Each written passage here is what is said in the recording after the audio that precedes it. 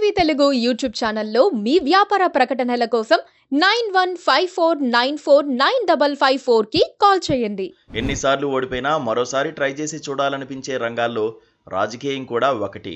2018లో పోటీ చేసిన 2 చోట్ల ఓడిపోయినప్పటికీ పవన్ కళ్యాణ్ మళ్లీ నిలదొక్కుని పోటీ చేస్తున్న తీరు రాజకీయానికి ఉన్న కరిష్మా, పవర్ రెండింటికి నిదర్శనంగా నిలుస్తోంది. ఈ క్రమంలోనే ఆయన అన్నయ్య చిరంజీవికి కూడా ఇంకా ఆశలున్నాయన్న అనుమానాలు కలుగుతున్నాయి. జనసేనకు ఆయన 5 కోట్ల రూపాయల విరాళం ఇవ్వడం కూడా ఆ దిశగానే చూడాలని విశ్లేషణలు వినిపిస్తున్నాయి. చిరంజీవి వెళ్లి పవన్ కళ్యాణ్ను కలిశారా, పవన్ వెళ్లి చిరంజీవిని కలిశారా అన్నది అప్రస్తుతం.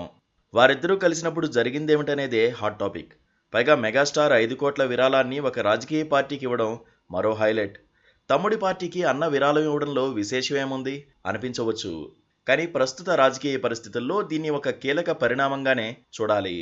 నిజానికి చిరు ఇచ్చింది కేవలం విరాళం కాదు, ఒక పెద్ద స్టేట్మెంట్ అని రాజకీయ విశ్లేషకులు భావిస్తున్నారు.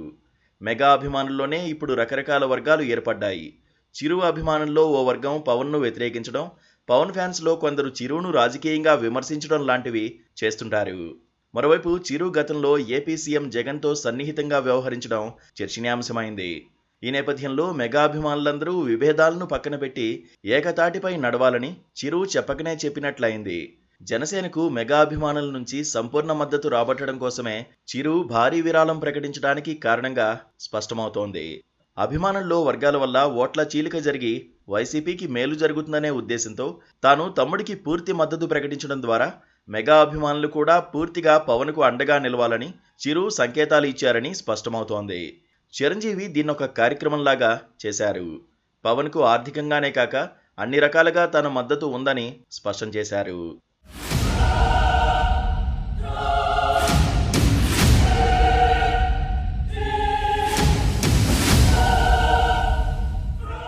పవన్ అనుకున్నది సాధించే లక్షణం ఉన్న వ్యక్తిని, సాధించి తీరుతారని చిరంజీవి చాలా రోజుల క్రితమే ప్రకటించారు.